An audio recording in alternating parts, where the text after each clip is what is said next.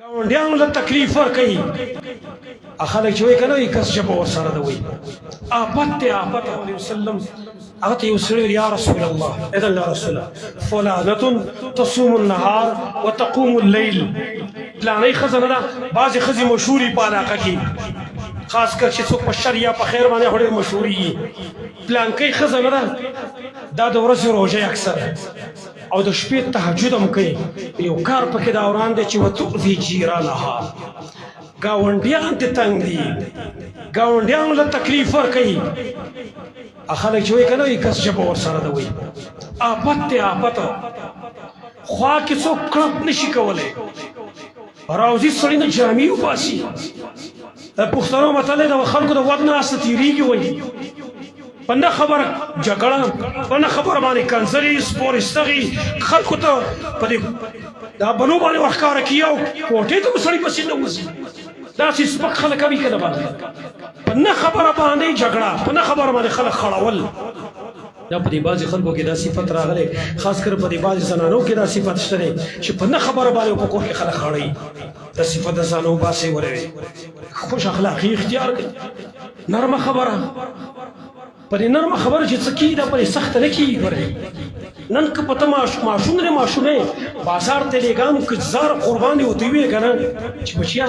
قربان شم زما زوی زما ګلې هله دا پلانی شه راوړه بلکل په اسات یې منډې وایي ورته چې هله کا دې خوا راشه راشه به لاړ شه وایي زه نه سمځوم ته ما بوځه نه خو بیا ته نیولی هم نه شي او چې د منډه کله نو د غټ سړي څخه منډه هم به دې ښکاره کېږي ته پسې بیا منډه وانې شي نه په زارو قربان چې څه کېږي دا په بدماشۍ نه کېږي ورې ویل دا زنانه دې نه ګاونډ ډېر تنګ دی ویل آفت دی خالص نبي صلی الله علیه وسلم څه فرمایي فتوا زما نه ده فتوا د یو بل عالم نه ده فتوا د یو صحابي نه ده فتوا د یو امام نه ده دا د نبي فتوا ده هي فی النار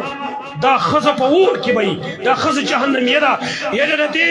تهجد هم څه فایده نه کوي د دې روژه هم څه فایده نه کوي چې د دې دا خوله خرابه ده مخکې ویل که نه موږ ویل چې نبي صلی الله علیه وسلم فرمایي د دې ذمهواري لاله راکړه ځکه دا ستا ټول عبادات خرابوي بیا نبي صلی الله علیه وسلم ته ویل صحابه کرامو یا رسول الله فلانة تصلي المكتوبات وتصدق بالأفار من العقد یا رسول الله پلانۍ چې ده صرف پرس کوي او د پنیر نه دی پنیر د هغې څه چې ټوکړې هغه لږ صدقه کوي خلکو ته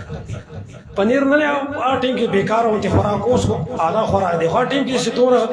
اعلی ترین خوراک نه و د پنیر څه معمولي غوندې ټوکړې خلکو رسې په صدقه کې ورکوي نور فرایض کوي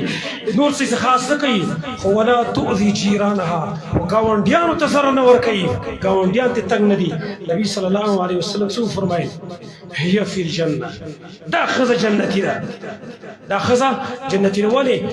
مخکې هلته موږ حدیث بیان کړ که نبي صلی الله علیه وسلم او فرمایل اکثر خلک چې جنت ته داخلېږي د څه وجه نه داخلېږي تقوى الله وحسن الخلق د الله نه یاره کول ښایسته اخلاق دا ښایسته اخلاق ورسره هغې جنت ته داخلوي لہذا برناقه د چا زړه مه دردوئ برناقه د چا زړه ته تکلیف مه ور داخلوئ نبی صلی الله علیه وسلم فرمایي یو حدیث کې راغلي مجموعه طرق څخه حسن درجې ته رسیږي ان من افضل الاعمال ادخال السرور في قلب المؤمن بهترین عمل دار چې د مسلمان زړه ته خوشحالي ور داخل کړي مسلمان مرعته مسلمان په خلاف یو خبره مه کوه چې دا زړه ته به درد ورسیږي که نور هېڅ هم نه یې که نه او خپل الله ته دا سترګې اوچتې کړي که نه نو بیا به ستا څه حاصل